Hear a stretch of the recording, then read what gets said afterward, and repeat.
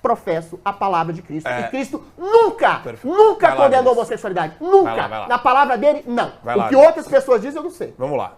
Nunca mais repita essa estupidez. Por favor, muito menos no ar. Nunca mais repita isso. Leia pelo menos o História da Teologia Cristã. É Constantino. Adriles, deixa ele concluir. Pelo amor de Deus. Mas não... Só não fala, você tá fora do teu elemento, cara. Não, eu estou no meu elemento, eu era você católico. Tá fora do teu elemento. Não, eu sou cristão. O catolicismo foi fundado você é um pelo Concílio de Nicéia durante o imperador. Adriles comentando cristianismo. Católico, apostólico, romano. Calma. Adriles, vamos lá. Qual a diferença do credo de Nicéia pro credo apostólico? Hã?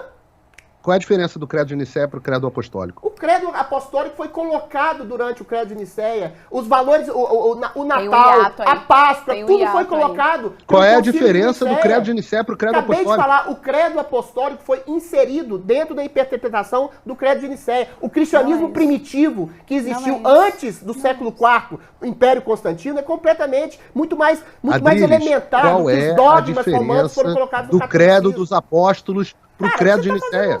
Vai lá. Eu vou te dizer. Vai lá. Não, Adriles, é que você tá falando bobagem. Não tô falando o credo apostólico é muito anterior ao credo de Nicéia, ao contrário. Dizendo, cara. É muito anterior. Século II, como é que a igreja foi fundada? Ô, Adriles, bota a mão na tua cabeça.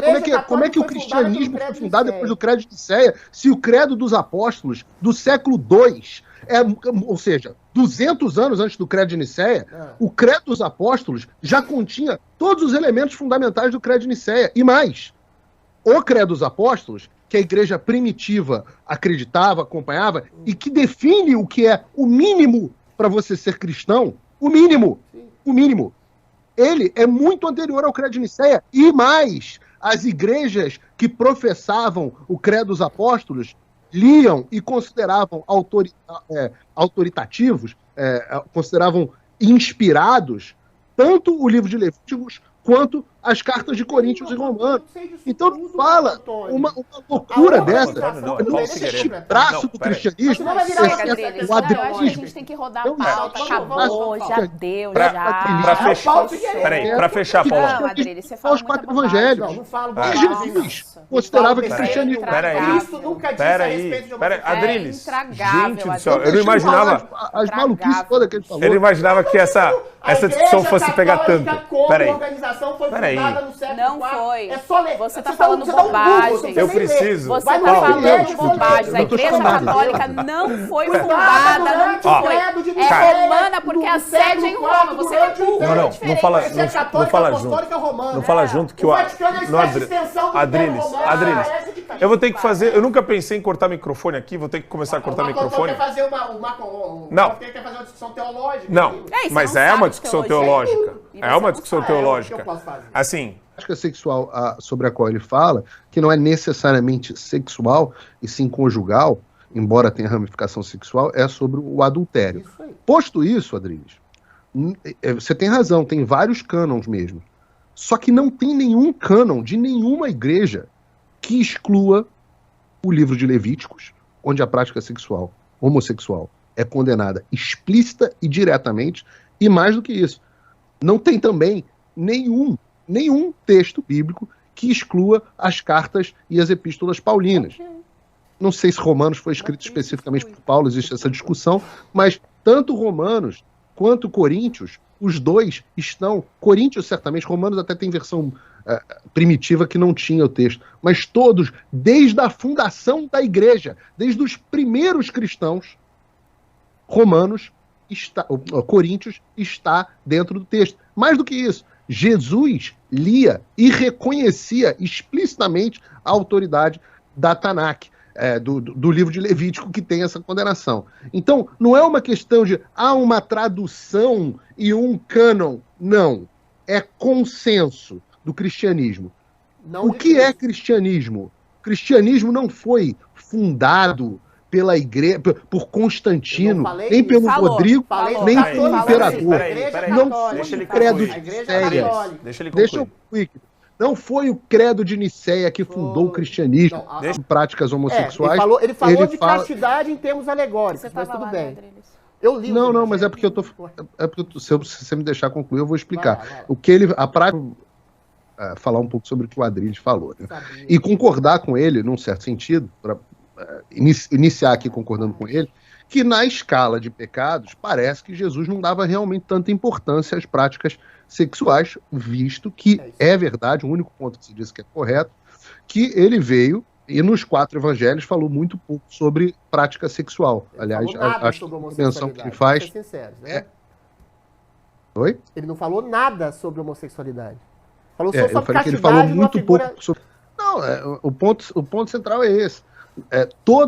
Para você ser alguma coisa, essa coisa precisa ter uma definição.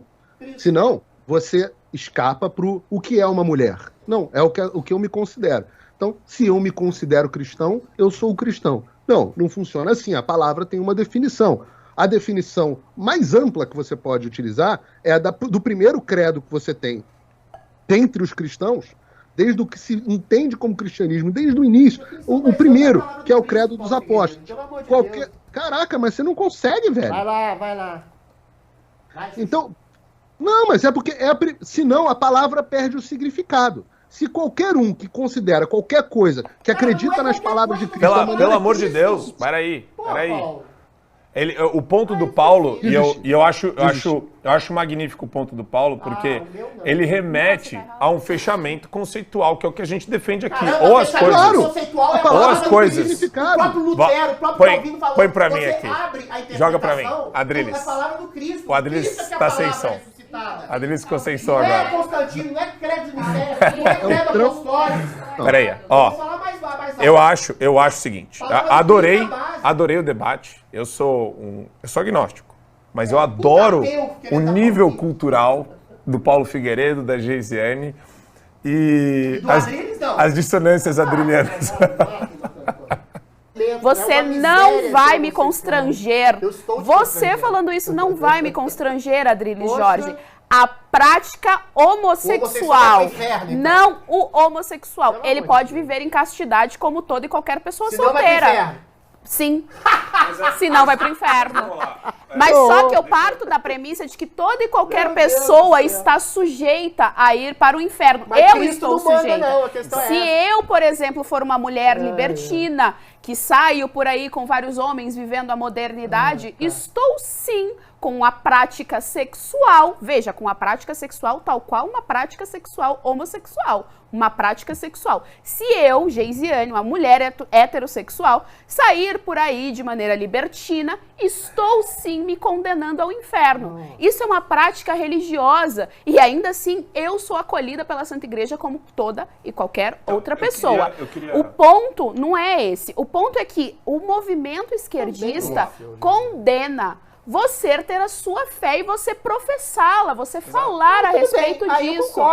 Existe uma condenação, existe justamente esse movimento que o Adriles acabou de fazer comigo, de constranger a pessoa. E aí veja, não pode. E aí veja, aí eu pergunto, cadê a tal da tolerância religiosa? Não tem. Eu preciso fechar. Se esses movimentos identitários, se a esquerda não acredita em pecado, não acredita em céu e inferno, se essas pessoas não acreditam nisso, por que raios a minha crença e a crença das pessoas católicas como eu incomodam tanto? Vai lá. E aí aqui entra o ponto errado do Adriles. Quando Cristo vem, as coisas que eram para ser renovadas, a nova lei foi dito. E aí, junto com isso, as outras coisas se mantiveram. Não há uma anulação, que é como ele gosta de colocar, entre Novo Testamento, então anula o Velho Testamento, esquece, deixa para lá e passa a régua.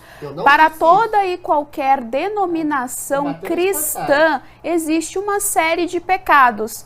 Dentre eles existe sim o pecado do que é chamado de homossexualismo, mas é a prática. Há uma distinção claríssima entre prática homossexual e a pessoa que é homossexual. Por que há essa distinção? E aí é o ponto do Marco Antônio, a esquerda manipula isso.